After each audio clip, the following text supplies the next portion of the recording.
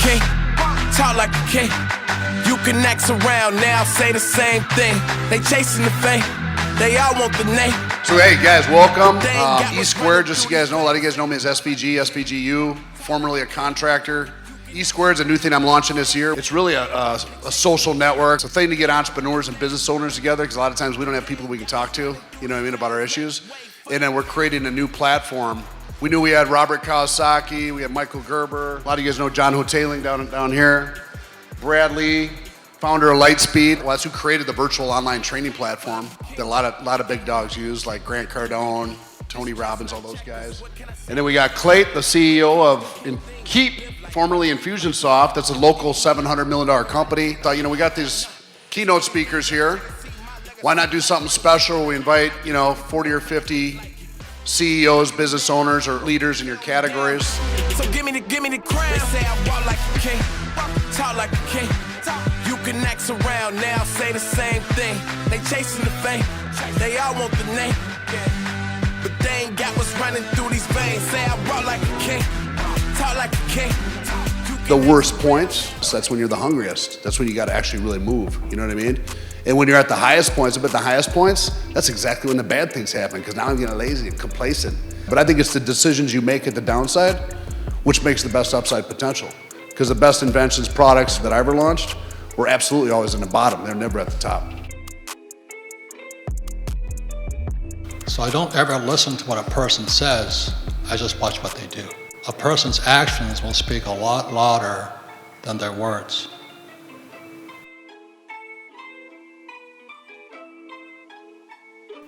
Every single one of us were born to create. But the problem is nobody taught us how to do that. Even to this day, I wrote down, I create my way through fear.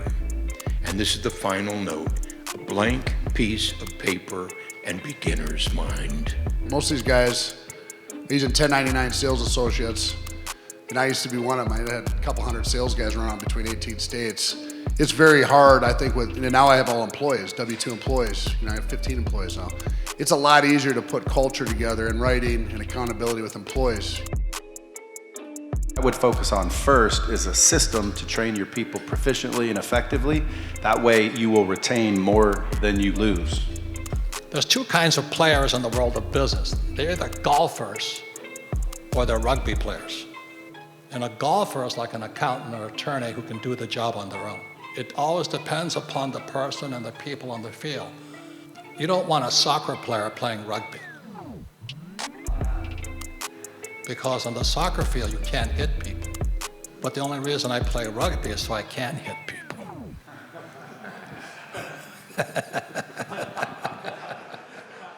Football, American gridiron, is corporate America.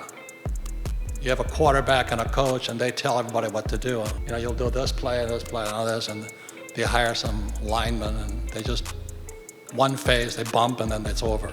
Whereas rugby is fluid. There's no plays, it's just running as fast as they can, passing the ball, they never stop. They play offense and defense. That's an entrepreneur. A lot of entrepreneurs will say, look, when I was on the ground, when I was at the bottom, when it was all going bad, I learned the most.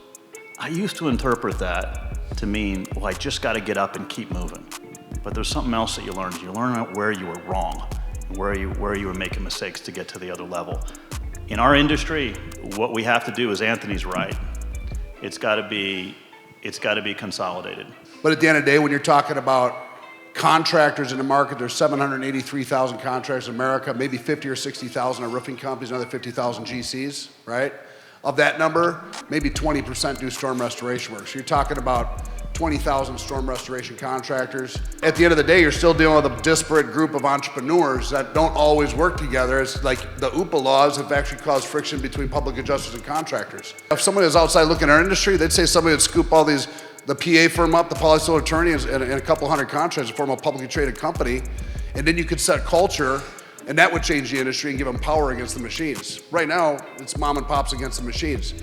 Tactical, strategic are all together unified in the approach of the outsider looking at the insider suggesting that the insider must gain the view from the inside as it appears to someone from the outside, and suddenly everything changes.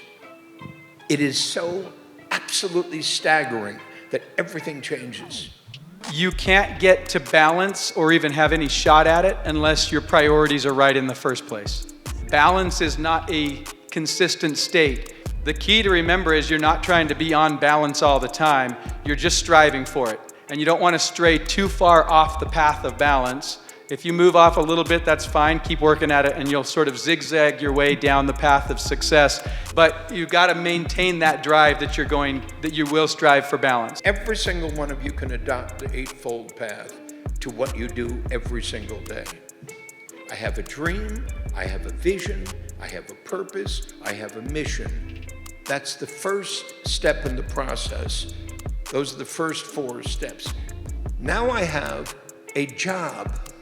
A lot of people focus on growth and not how tight you are at the core.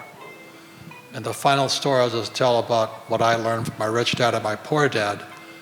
My poor dad was an academic. The trouble with an academic is they think they know everything. No. So I'm going to be an entrepreneur.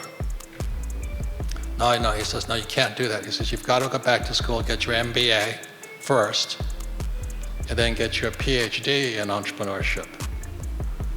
I like vomited, I'm going, it's just not me, it's not my culture. And my rich dad and my poor dad, they didn't like each other.